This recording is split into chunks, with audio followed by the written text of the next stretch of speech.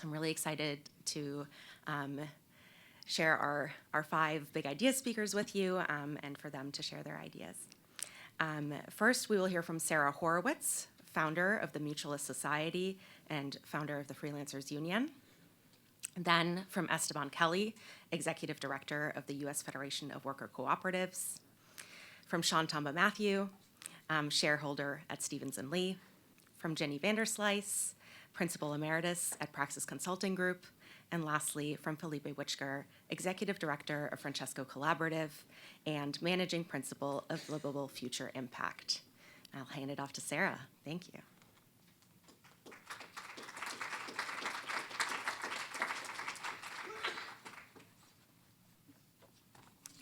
Hi, everybody.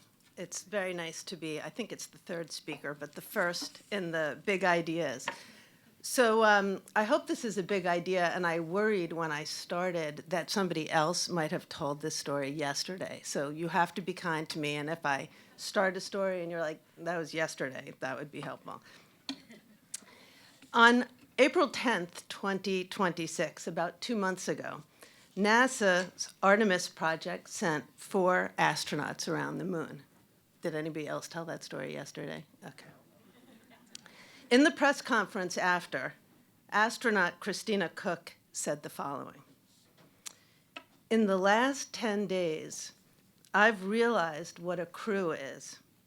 It's people who make up a group that is in it all the time, no matter what.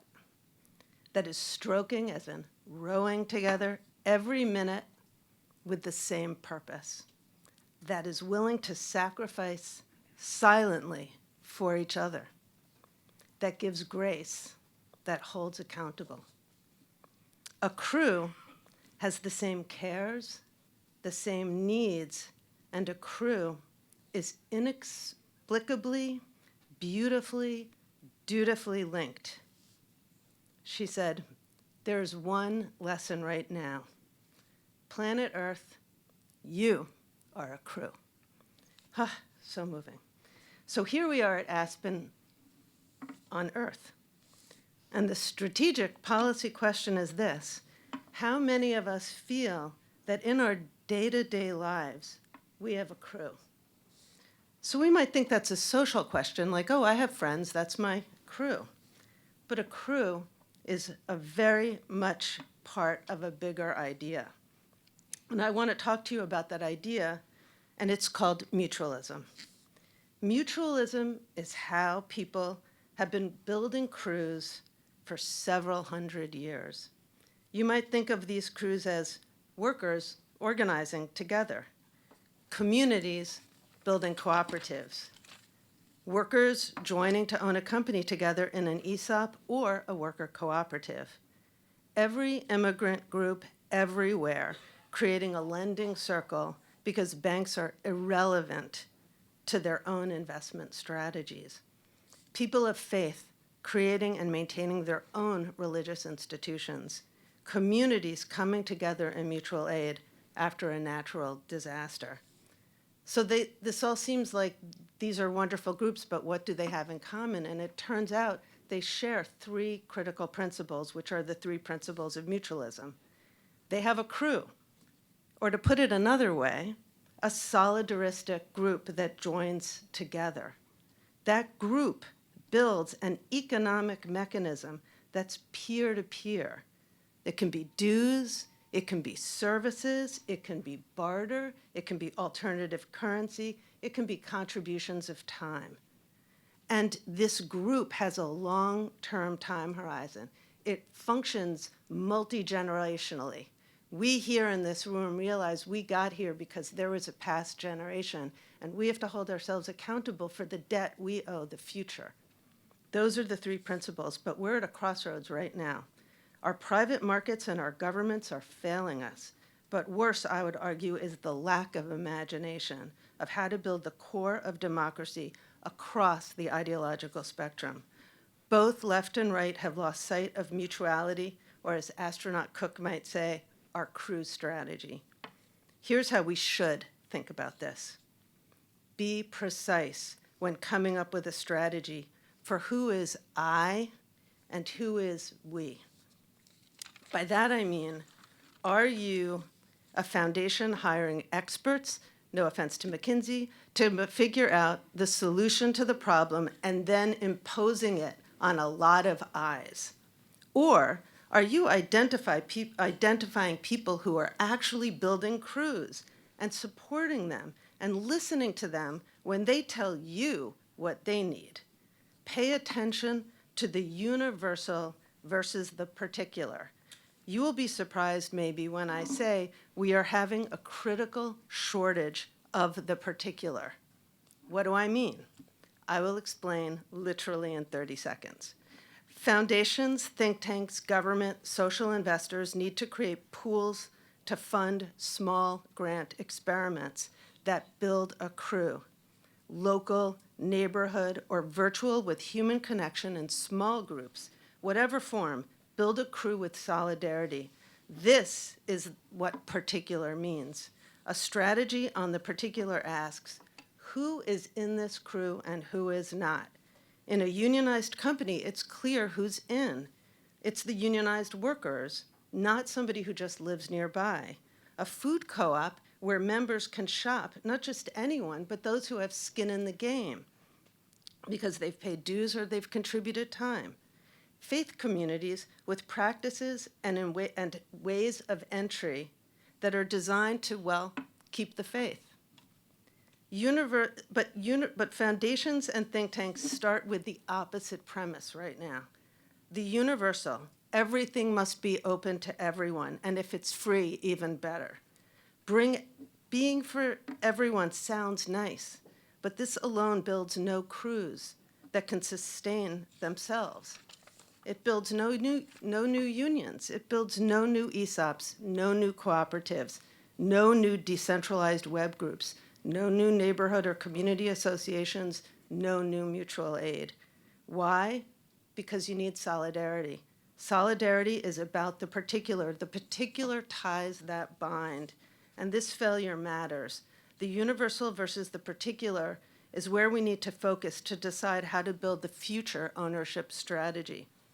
Mutualism in Italy, South Korea, Quebec, and Spain, to name a few, have amongst the most dense regions of mutualism. And as a result, they have the most equal distribution of income. They are the sustainable economic base of their regions. Their citizens are the happiest by those funny, happy metrics, and they lead more convivial lives, and they live in the blue zones that they created and engineered. The future is building up our muscle for the mutualist impulse that will build our crew. NASA knows that when you send up 4 people around the moon, they need to be in a crew. So maybe this is our moonshot. We can rebuild our own society from the ground up, one crew at a time. These crews are stitched together and will be the next infrastructure for democracy, the democracy we need. This is about the particular. And with this focus, we will build crews and let them navigate where they know they need to go. Thank you.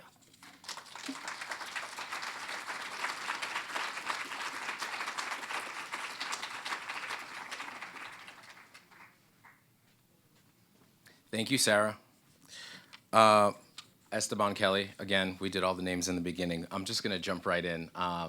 I've been running the US Federation of Worker Co-ops for about 10 years now, but I think a lot of what I'm about to share is informed additionally by the fact that I spent about 15 years as a worker owner in a co-op that I created that does a lot of consulting and organizational development and business development, including for some of the internal structures, governance, conflict, all of that stuff. And it occurs to me that if we're trying to center the question of scale, if we start with the question of scaling, and I'm mostly actually going to focus on worker co-ops, there's some things that are applicable to other forms of employee ownership, that if we start with the question of scale, we risk taking some of our flaws and just amplifying them. And I think we need to first talk about worker co-ops and what they are versus the stories we tell ourselves and the stories we tell our clients, for those of us who work as technical assistance supporters, people who finance and are invested in the ecosystem in different ways, that there are different stories we tell, and sometimes it's for shortcuts or reasons of convenience, but sometimes those things get baked into the orientation and the understanding of our field, within our field, of what co-ops actually are. And so I think we need to simplify, thinking about scale as the goal, I think it really helps us to simplify and remember that worker co-ops are a lot less funky and idiosyncratic than we tell ourselves they are. And then we advise a lot of clients, oh, we can customize this to anything that you want. So just to back up to first principles, we're just talking about businesses that happen to be 100% owned by the people who work there. And they're owned on an equal basis, exactly equitable, and they're also controlled on an exactly equitable basis. And that's about it. I was thinking about this from, there were a couple conversations yesterday that had me thinking about questions of workplace democracy, questions of how we structure the elements of control and ownership. And so I kind of was mapping it out in my mind as those are two buckets, and each of them kind of exist along an axis of how intense or how concentrated or diffuse some of that control is. So if we think about democratic management on the one hand and democratic ownership on the other hand, there actually is a full spectrum of what that means, and I think sometimes we tell an oversimplified story that it's all collapsed and conflated into one thing. In other words, on the side of more concentrated, you could have democratic management that looks like the workers voting on a CEO or general manager, and that's the management structure, all the way down to, people are maybe more familiar with this out on the West Coast. California has a lot of cooperatives that use structures like sociocracy where the workers themselves are the managers. It's different than committees from a governance perspective, but ways of organizing each department maybe is like self-autonomous. And everything along that spectrum, from having like a fully command and control military style thing, which is still not hierarchy because that person is actually accountable to all of the workers, right? All the way up to this kind of emergent sociocratic model of everyday management distributed among the people working there, including when it's a smaller workplace and it's completely flat, which is very common given how small so many worker co-ops are in this country. Then on the other side, for democratic ownership, I think the same thing is true, that on the one hand you can have, and it's very common, workers vote on the board, all the way up to workers actually directly serving on and participating in a lot of different committees and structures. Long-term planning, finance committee, governance, whatever. There's like all different kinds of HR committees, places that workers could directly participate in, or sometimes they form the entirety of those committees, depending on the size of the workplace.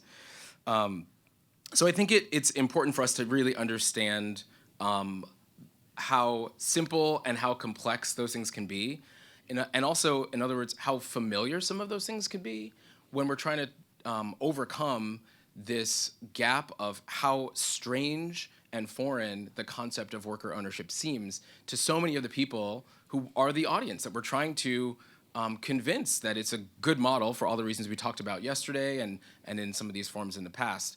In other words, if we insist that it has to be so quirky and bespoke and participatory, that creates an additional barrier that literally doesn't even need to be there, when ultimately all we're talking about is an opportunity for a workplace on one day to be traditionally structured, and on another day, there's just a difference of maybe they vote for their board once a year and keep their manager and have some mechanism for evaluation or review of a CEO or general manager, or even to hire someone in from externally. What we choose and how we design these workplaces don't really have any bearing, in other words, on how cooperative a workplace is, like all of those things along the spectrum, and it's part of my job to defend the broadest understanding of what worker co-ops are in all their forms. At the same time that I'm very capable of getting inside of the details and advising people about what makes sense for the business or the industry that they're in, the size of their workplace, and the culture of their workplace. So I think I think about that in contrast to a lot of parts of the world where, and Sara was just talking about this a moment ago, where worker co-ops and the social solidarity economy are much stronger, have much more traction, and are much more embedded in their institutions. And so this is a place where we are on the weaker side, and a lot of the challenge here of thinking about scale is a lot of it's just catching up. And so when I think about, well, what sets us apart beyond being, in second to last place or whatever, what sets us apart, a lot of it is is our diversity. And I think one of the ways that we can scale worker co-ops in this country is by turning that diversity, that weakness, into a strength. Why is it a weakness? Because if we're just, in a lot of other parts of the world, worker co-ops are concentrated in certain industries, depending on their country. It's not always the same. So you mentioned Mondragon. They're very concentrated in industrial manufacturing industries. Obviously, they've diversified to grocery stores and other things.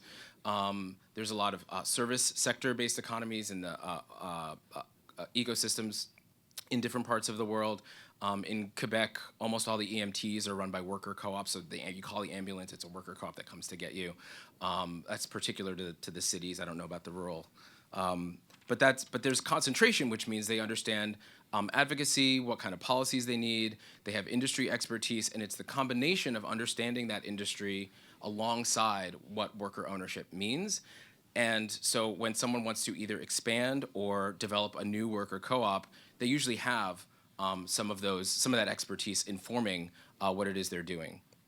Last month, a few of us got to go on a tour organized by the Baltimore Roundtable for Economic Development, and they really have in some ways, one of the fastest trend lines of co-op development in the country, and it's because they're not trying to serve every type of project. They've really found a way to focus in on the cafes, bars, restaurants industry based on an anchor co-op in their community that people are aware of and they reach out to. So I think one of the things that we can do to turn that weakness into a strength is by figuring out ways of finding specific businesses across the diversity of industries that are capable of doing either acquisitions or mergers. And I think figuring out the M&A space for worker co-ops is something that's underexplored. I think there's a lot of possibility there. Obviously, we figured it out for employee ownership in other ways. The problem right now is that all kinds of co-op development, whether it's a startup or a conversion, it requires a lot of quarterbacking.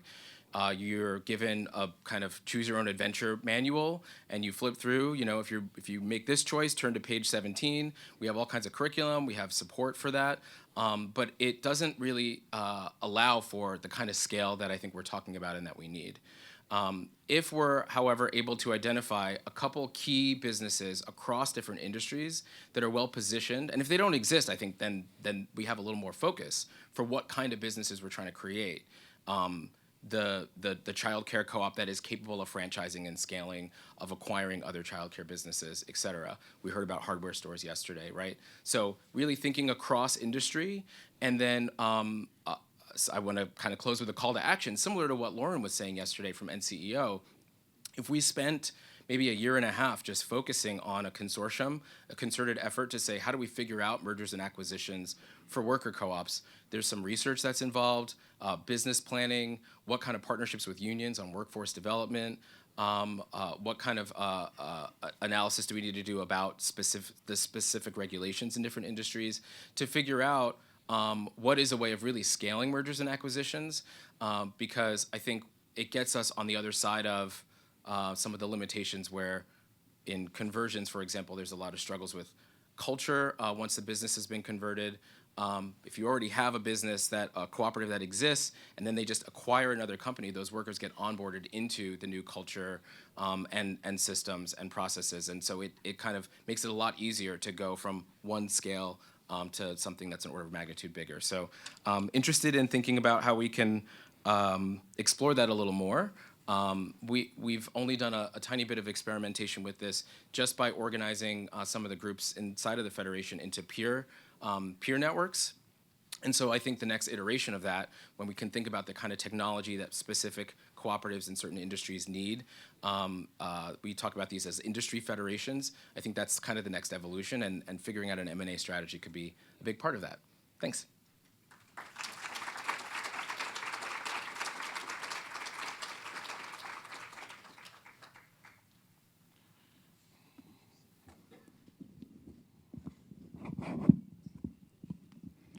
Great.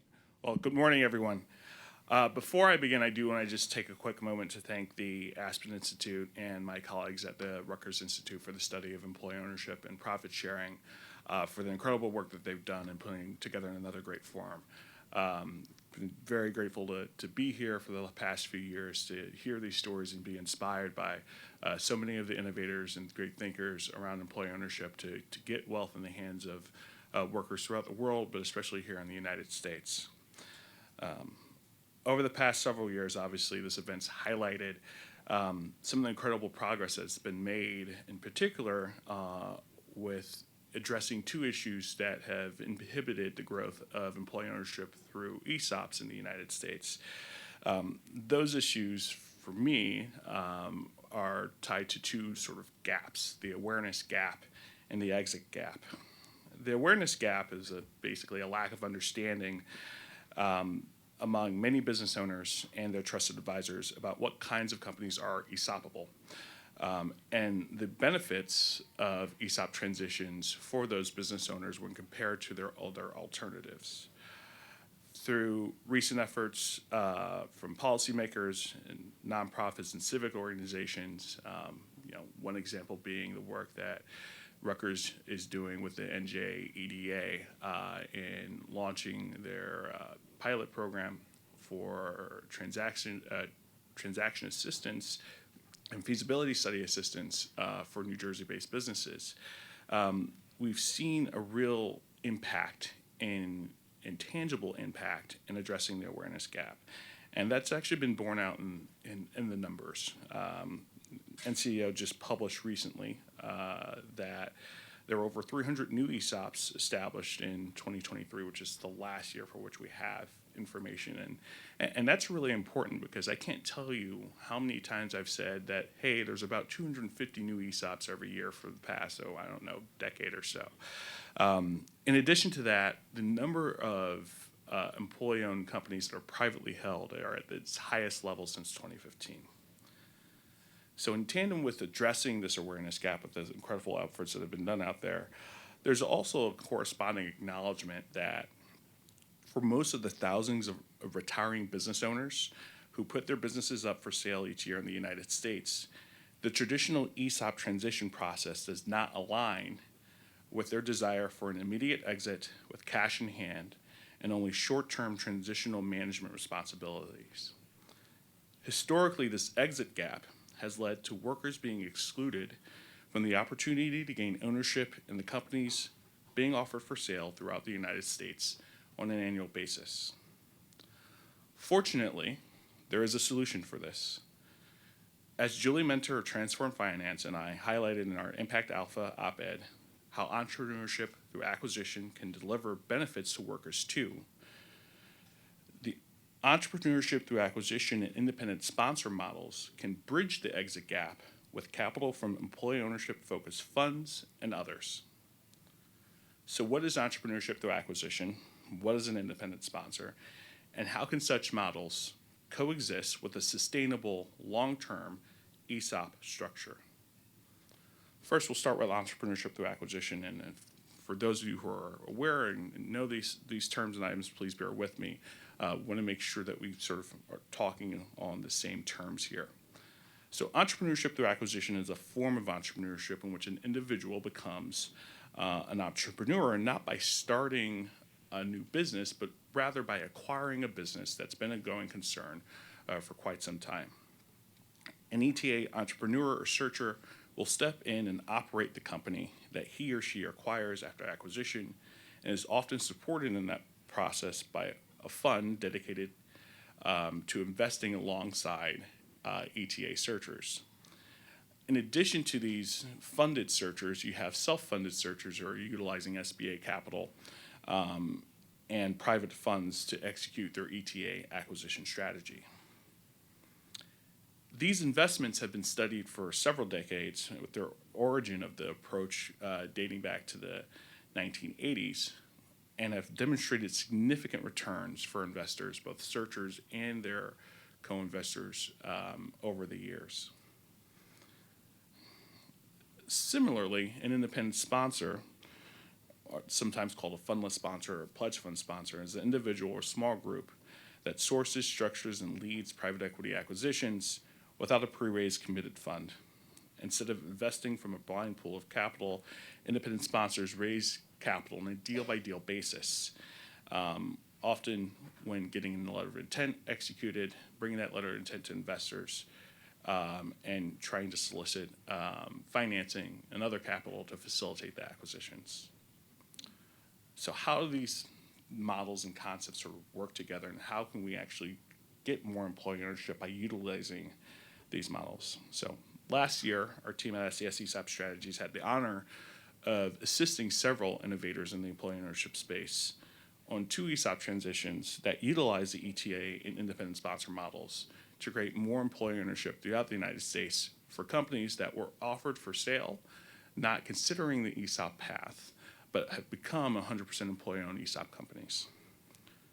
The first example of this was the acquisition of B&B Maintenance, a commercial cleaning company that was put up for sale a couple of years ago, with operations throughout the United States with over 1,200 employees.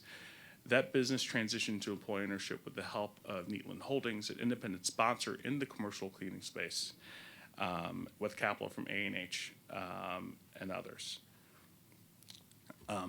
It's similarly Southeast Acquisition Capital, with the an independent sponsor focused in the employee ownership space, and Jeff Easterling, a searcher who was looking to acquire a business, used capital from Elevate Impact Capital to help transition IRT and Associates to an employee-owned company. This alignment with investors like searchers and independent sponsors, alongside investors who appreciate the ESOP model and what it can do for employee owners, can truly transform the ability to scale employee ownership by aligning the timelines of selling business owners who can't go through the traditional ESOP model, but rather need somebody to step in day one to facilitate the management transition alongside the capital transition that they need for their companies. Thank you.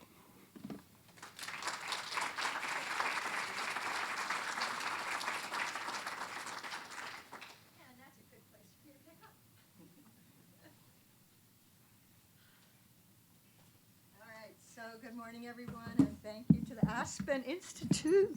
You're taller by a long shot. For inviting me. I don't know if this is a big idea, but it's a small idea with a big impact. How about that? I'm going to talk mostly about ESOPs because that's what I know best. And I think the part that unites us is that we all want more employee-owned companies, and we all want them to be more successful. So what does that mean? Well, yesterday, I had to change my whole talk because of what you all said yesterday. It was awesome. Many of you said that finance and legal structures of ESOPs need to be combined with organizational practices or culture in order to make ownership matter to employees day to day. That got said over and over and over and over. And to me, it's a huge disconnect, and that's what I want to talk about. Because I agree that that's really important, and we have 100 studies over 40 years that say the same thing. And yet, with few exceptions, when ESOPs are put together, culture's an afterthought. You don't have to have an ownership culture. And it's great that we're like decreasing the wealth gap, but we're not necessarily creating companies where workers feel like their day-to-day experience is different, where they feel empowered, where like they feel like they're going to get to develop and so forth. And so to me, that's like, oh yeah, culture is really important, but like we don't really talk about it until after the fact. And then what we talk about is communication. Okay, well, it is important to communicate these up, but communication is not a culture. It's just the beginning. And a lot of companies don't go any further. So there's this huge missed opportunity. So if culture is, in fact, a major factor, then why is it this afterthought, right? Why not include culture in the financial and legal design of ESOPs? It's not that hard, and I'm going to give you some ideas. But first, I'm going to tell you that 40 years ago, the conversation I was in was trying to get culture even into the room as like a factor that mattered, because people were saying, no, like it's just like being an owner. I'm like, nope, actually it's not just being an owner, it's feeling that ownership mattered. So now culture's in the room, but it's still the afterthought. So like, I think our next task is how do we bring it into the center? So my big idea is that more technical advisors need to integrate the importance of culture up front with sellers who are exploring ESOPs, right, as an ownership succession strategy. So I'm asking other people to do things. Yes, I am. And in fact, I really believe that every financial decision and legal decision should be considered in light of culture. What's the impact going to be on our people? What is the idea that we have about the culture we want to create? How does employee ownership actually change the opportunity to engage workers and get more innovative ideas? That's what we need to think about, and we need the advisors to think about that in particular. So when culture is not a consideration at the start, the result can be, a board that's not strategic or helpful, leaders who don't have skills or beliefs to build and maintain an ownership culture, which means the full potential of the ESOP isn't ever realized. Employees who don't experience the full potential of employee ownership, so they're not really motivated by the ESOP. Once a year, they get a statement. It's not really exciting. It's nice to have an account. Believe me, I believe in that. I have a son who has an account that's bigger than my salary, so I really think this is important. But if culture is an afterthought, then the other thing is that when somebody finally decides that, like, these legal rules aren't really supporting the culture we want, then we have to go change the legal rules. So not only are we delaying the opportunity to make employee ownership meaningful in terms of company performance, but we're also now having to go back and do rework. And we know, in manufacturing, we know rework, bad. Okay, so how could culture be at the forefront? Well, so here are a few ideas. Some are not from ESOPs. Right? And there's some really great things that are happening, and what I hope is that that the ESOP world can learn from these few really great examples of things that we have. So, first of all, advisors, when they're explaining the financial benefits, could also be explaining that there are a variety of performance benefits. This isn't hard. I'm sure Rutgers has a handout you could give to people, right? But like making it part of the conversation matters. And sellers could be encouraged to articulate their future goals for their employees and for their company, in addition to like what they want for themselves. We know they're good at what they want for themselves, but like what about the company and the employees? How do they see that? We could consider legal decisions in light of how they're going to impact the culture, right? And a lot of the lawyers will say, they've said to me, like, yeah, just pick my favorite rules. Yeah, 5 years, like 100 hours, 1,000 hours, whatever it is, right? Without a conversation about how might that impact culture. And when you actually have that conversation, or even better, you involve the employees in the conversation, you get different rules. You get people saying, let's let people into the ESOP immediately. Like, it's just an administrative issue. It doesn't matter. And if it increases retention, why not do it? It's a little administratively annoying, okay, but you get retention because people feel like they're part of that community we talked about yesterday immediately. So, let me see. And some companies actually do this. They let employees in as soon as the probationary period is over, and then they back enter them to January 1st of that year. They feel immediately like they're part of the whole. I love that you're nodding. That's very good. Keep it up.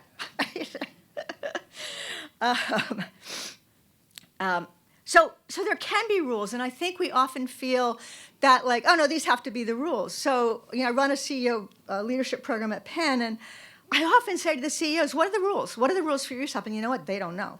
So their CFO did the rules, so they don't really know, so they can't think about how is this impacting whether people feel like ownership matters, whether they're going to stay in the company, and so forth. So it's something I think that could be fixed. It's a pretty easy fix, right? Other companies have capped compensation dollars that can be counted toward allocations. It's amazing. You can do that. You don't have to like do it on everybody's total comp. You could cap it, right? There is a government cap, but they cap it way earlier than that. One company caps it at $60,000 of comp, right? And that's a way of keeping it more equal so that we don't have like the rich getting way, way richer and the rest of us hoping that we'll get some. All right, and funders could be asking if the company has the right kind of leaders to build and maintain an ownership culture. Do they have the right skills? Okay, get wrapped up. Do they have the right skills? Do they need development? And the good news is we've got some funds now that are actually requiring leadership assessments before they agree to go ahead. We should learn from that. And we could talk about their boards and so forth. Here's my ask. Let's not view employee ownership only as a financial deal for the seller and hopefully for employees. Instead, let's think of each ESOP transaction when culture is in the forefront as an opportunity to change lives in multiple ways. Bring culture up front.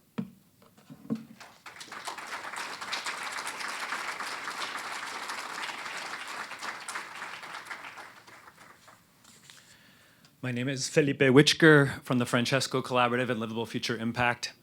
I want to begin by asking people to raise their hands if you've been in an investment committee meeting. Okay, we got a good number here. Okay, keep your hands up if you've been in an investment committee when you saw the safe choice get chosen, but you knew in your gut there was a brave choice to be made. Let's see. Okay, that feeling of watching that safe choice get made is why I'm here. We've been told the safe choice is the only serious choice in the way to move money. It isn't. And the proof is in the last people you would ever guess. What if I told you there's a winning path on employee ownership and the future we want that you haven't heard about yet? It's not Warren Buffett. It's not Pete Stavros, although we're grateful for him. But trust me, I don't think you're going to see this one coming. Let me take you back. 3 movements, 1 force, you never guess who's behind them all. Era 1, apartheid, South Africa. A Dominican sister from New Jersey named Pat Daly organizes investors in stare-down General Motors, then Ford Motor Company, then ExxonMobil, and becomes one of the most relentless forces in the shareholder advocacy movement that grew into the moral conscience of corporate America. A nun. Era 2, the housing crisis. Millions of poor and black families across America can't access credit. Is it the federal government? Is it Wall Street? No, it's another sister. Corrine Florek pulls the savings of 35 religious congregations and make their earliest, most catalytic loans into what becomes the community development finance sector. Nun money helped build that sector. Era 3, employee ownership. It's happening right now. 5 years ago, I walked into a room with 30 Catholic investors and introduced them to a fund that buys companies and converts them to employee ownership. 5 of those investors wanted to go deeper. A Catholic pension fund brought the rigor. A foundation chair from Minneapolis who had watched George Floyd be murdered said, I have to invest in these families right here where my foundation is. And a sister from Wisconsin said simply, we must return what belongs to the poor. Together, they became the first 9 million into what is now one of the most important employee ownership funds in this country. The sisters were there first, paving the way for Cambridge Associates, Morgan Stanley. They were the ones that were there when almost no one else believed. That is the Francesco Collaborative. So what is this kid from the tomato fields of rural Florida doing here at the Aspen Institute today? Let me take you back. I'm 3 years old, on my father's shoulders, walking the streets of Mexico City. My parents are Catholic missionaries. They spent 20 years in the tomato fields of Immokalee, Florida, helping farm workers fight for basic dignity, a bathroom break, a fair wage. My grandfather in Michigan worked in the auto plants, but on the weekends, he helped the farm workers. My grandfather from Cuba, he owned a small sugar mill, but he worked on the weekends for agrarian reform. He built a housing cooperative so the workers could own the land. Every generation of my family has been asking the same question. How do I reconcile my values with the world I live in? The answers have always been different. The values, always the same. I once denied my faith. I was 22. It wasn't cool to be in Cambridge, Massachusetts in consulting circles and be Catholic, but I've reclaimed it. Because here's what I've learned. You don't succeed in spite of your values. You succeed because of them. Investing your values works. The nuns did it, and the shareholder advocacy movement got built. They did it again. Community development finance. Tens of billions of dollars each year after year, invested where lenders, every other lender, redlined. 5 years ago, the sisters played a catalytic role anchoring the first close of a fledgling but ambitious employee ownership fund. We know investing your values works. Picture this. 3 years from now, Aspen isn't in this 300-400 person conference room, but they've had to rent out the biggest stadium in the region. Tens of thousands of new worker owners, dozens of members of Congress, banks, labor, all of us celebrating what we've built together. And then there's one more voice I want you to imagine in that stadium. Last week, a letter was released on workers, on dignity, on what it means to be human in the age of AI. The author is an American. He's from Chicago. He likes baseball. His name might be Leo, maybe Leo, the Pope. Magnifica Humanitas, magnificent humanity. Pope Leo is already showing up for our movement. Earners can become owners.